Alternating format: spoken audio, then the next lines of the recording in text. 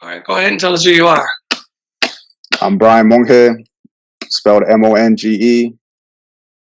I've been writing since 2017, but I've been writing comics. Or my first graphic novel was published in 2021. So, Who did you get it published through? self-published. So, have you ever heard of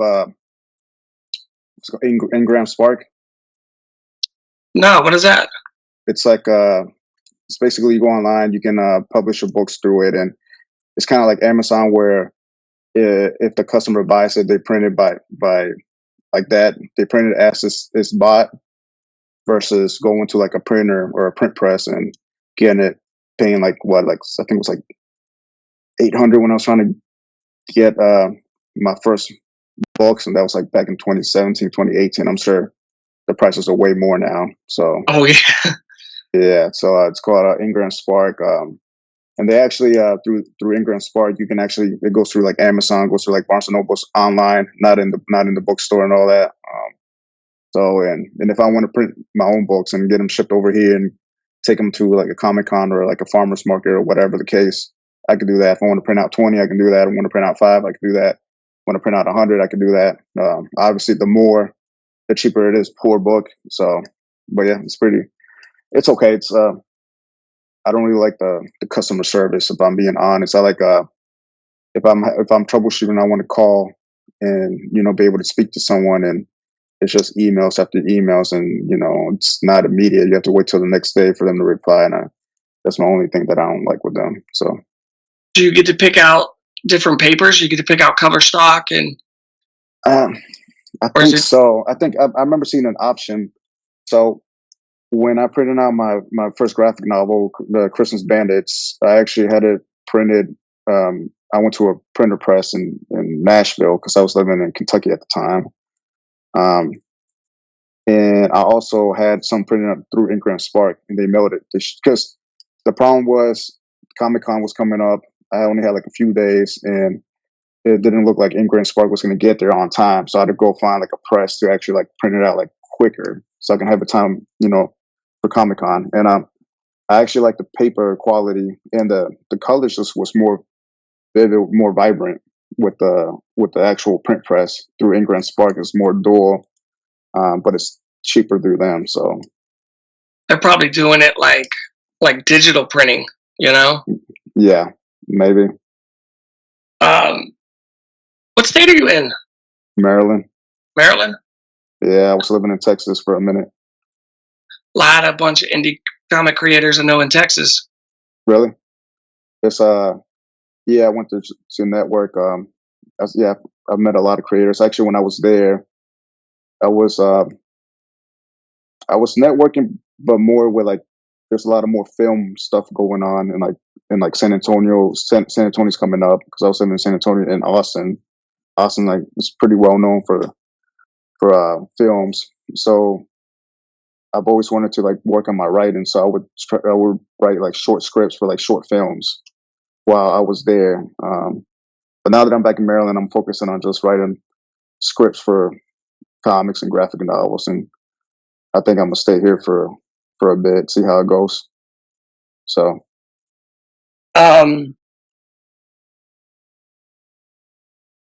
yeah, I mean, I was looking at your book, mm-hmm.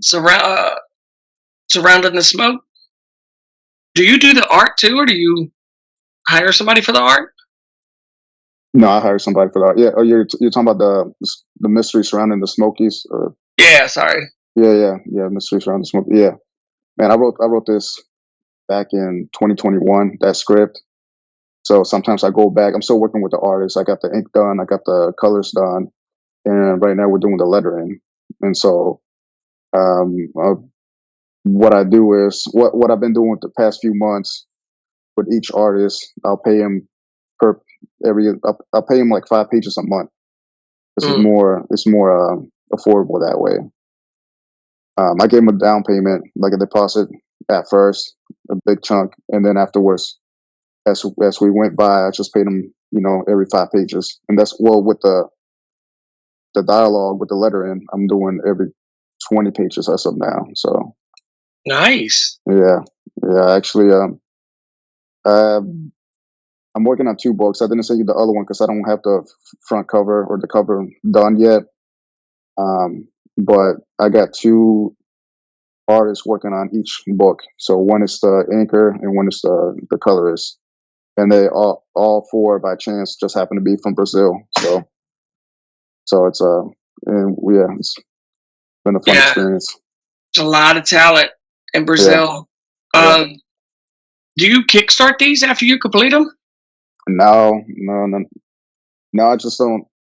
I was watching one of your interviews, and one of the guy was like, "I just don't feel right asking money from people." And I'm like, you know what? I feel the same way. Like I'll just mention to you that I have a daughter, and Hmm. uh, even with the baby shower, we didn't even do a what do you do like a registry? Because it feels weird me going back to like asking people like, "Hey, we haven't spoken in months or we haven't spoken in years, but look, I got a daughter. You want to get me?" It just feels weird to me. So, Yeah. and I'll be honest, I'm not a good salesman. So uh, I just rather focus on the quality of writing that I'm doing and focus on my art, and hopefully that sells. I think that's my strategy for now. I mean, right now my strategy is to kind of create like enough books to show my work, and then focus and study marketing and try to do something with that as far as that. So, Are you but no, gonna I don't try have to? a Kickstarter. Are you gonna try to push it to any publishers? Um, so I emailed some. I know when my first graphic novel was the Christmas Bandits, who I had Ariel Olivetti illustrate. Okay. Are you familiar with him? No, I don't know. Okay, so Ariel Olivetti, he's worked with like Marvel and DC since the '90s, so he's like a big heavyweight. And I pitched him the idea uh, of the story that I wrote, Hmm. and he gave it. I was like, as long as I can get him on board, whatever money he says, I'll have to try to make it work somehow. Because if he Yeah. says yes, I think that's probably like the hardest thing that people can get, like a yes. He said yes for this amount of money, and I'm like, okay, so I got to make it happen. And I ended up getting like a loan, and then after that, we started working together. I had no idea how to even do it because before then, like I mentioned earlier, I was 2017. I basically just focusing on writing short stories and poetry, and the poetry that I wrote was just the kind that like just rhyme. Like it will rhyme with the first 2, and then the next 2 will rhyme with each other, or like the first 2, the third one will be different, and then the fourth one, you know how it is. And I wrote this. I don't know why I had this crazy idea about. I think I just wanted to write something. I wanted to challenge myself to write something crazy, and I was like, "What about these 4 raccoons that jump Santa Claus?" Um, and then try to beat them up, and then Santa Claus kind of hires them to be his bodyguard for the night while he delivers Christmas presents throughout the world. And while he's delivering presents, he runs into like Santa imposters and monsters and like this villain. I kind of thought of this villain called King Tusk, who I just thought the name was great. I just had to figure out like I kind of told Ariel like how I wanted the design, and he came up with a great one. So it worked out well, and yeah, so uh, like I was saying, I had no idea how to even write a script for a comic book, and luckily he's very friendly, he's very kind. He helped me out. He sent me like a sample script, and off of that, I worked on it and ended up sending him a script for 100 pages of. I think that's how long the first graphic novel with him was like 100 pages. So worked out Sweet. well. Yeah. That, that's very original. How is it selling a Christmas book outside of Christmas? Does it sell? um, Sometimes it does. Like I said, I'm not a good salesman, but I force myself and I put myself in a position I would have to push myself out my comfort zone. And actually, I think it was like in March, I was in San Antonio. I was underneath the. Have you ever been to San Antonio? No. Okay, so San Antonio, there's a tower. What's it called? The Tower of Americas. It's like this big tower. It looks like the tower like over in Toronto or like the one in Seattle, like that kind of tower. So they have like a farmers market every I think like once a month, and I happen to just do it like in sometime in May, It's like hot, over 100 degrees over there in San Antonio, and I'm over there like trying to sell like a book about Christmas. I just thought it was the craziest thing, but I'm like, look, I gotta do something.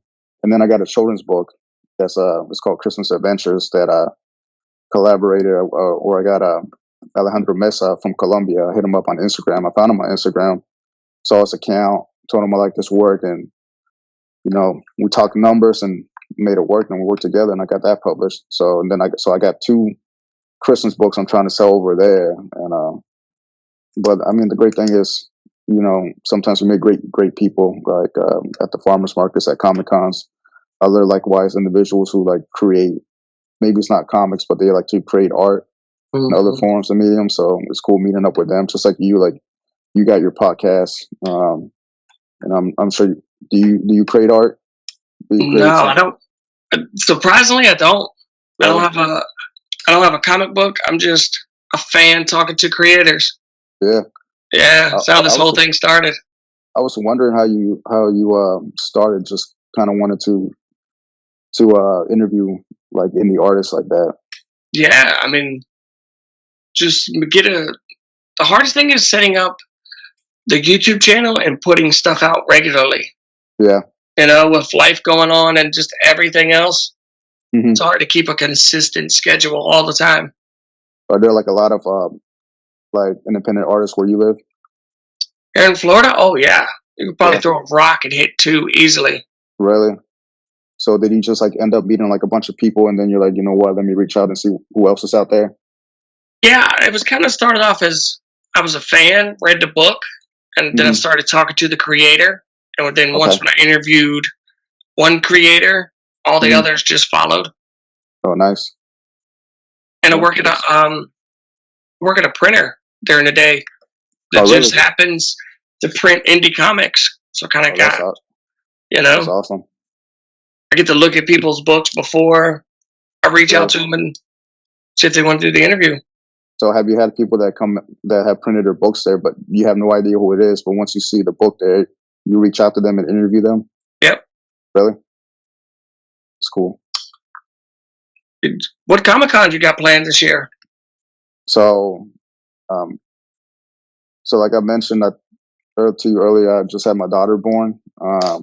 So it's very different than what I expected. It's because in my mind before it all happened, I'm like, okay, so I try to plan everything. I'm like, okay, if I try to put her to sleep at this time, by this time I could focus on writing and doing all this, and it's just like I end up like trying to put her to sleep from like 8 to like midnight, and so then I have like nothing left. Like I have to wake up like at 5 the next morning or 6. So it's like, so I'm just kind of taking it day by day. But what I'm trying to do is, because what I would do is just do Comic Cons like around December, since I have like Christmas book, a Christmas graphic novel, or go to farmers markets. Just focus on that. But now that I got this other book, which is Mysteries Surrounding the Smokies, it's more of like a horror, it's got that paranormal theme to it, so it's more year round. And then my other one's more like a space odyssey, if you want to put it like that, adventure. So it's more something I could sell all year round. So I'm gonna try to publish these 2 books, and once I have that printed out and all that, then I'll look into like Comic Cons and local stuff around here. But I mean, I've done it in the past, so okay. Yeah. If anybody at home wants to pick up your book, where can they get it? They can find me on Instagram. They can DM me. They can go on my website. They can get it on Amazon. Like I said, with what I do with Ingram Spark, they put it out with Amazon, or even go to Barnes and Nobles online, which is free to do. But like I mentioned earlier, I have issues trying to get the customer support, and I don't really see any checks coming in with them, and I can see that the people are buying it. So what I want is just people to read it. So if it's Amazon, it's more convenient. Go ahead, just type in my name, Brian, Brian, last name Monge, Monge, and it will come up. So, have you thought about Kablam? What's that? I think it's Kablam. It's like another print on demand. How do you spell it? I'm gonna look it up to make sure I'm even saying the right thing. And I'll send it to you after the interview. Mm-hmm. So where did you get inspiration to make these books? Honestly, it's just other artists. It doesn't necessarily have to be like comics or graphic novels. It's just I listen to music or a song or watch a movie, and you know, just want to write something similar to that or have that. How you watch something that has an impact on you or makes you feel a certain way. I kind of want to Yeah. like recreate that feeling, but in my own way, not just copy and paste that same storyline or same plot that they did. But try to figure out my own stuff. You know, just like I was watching in this what's the guy's name, like Zach Brown, the country artist Zach Brown. I think it's like yeah.